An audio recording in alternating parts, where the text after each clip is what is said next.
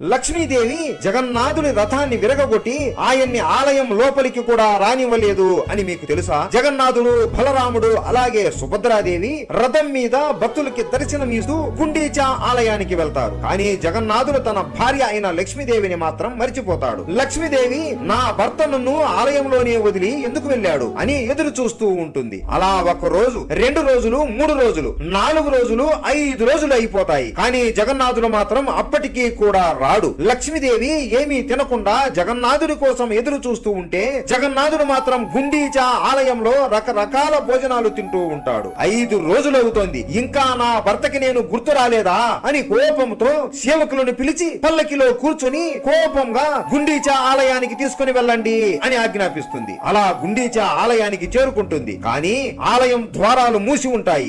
గట్టిగా ఎంత పిలిచినా కూడా ఎవ్వరూ ఆమెను పట్టించుకోలేదు. అప్పుడు ఆమె కోపంతో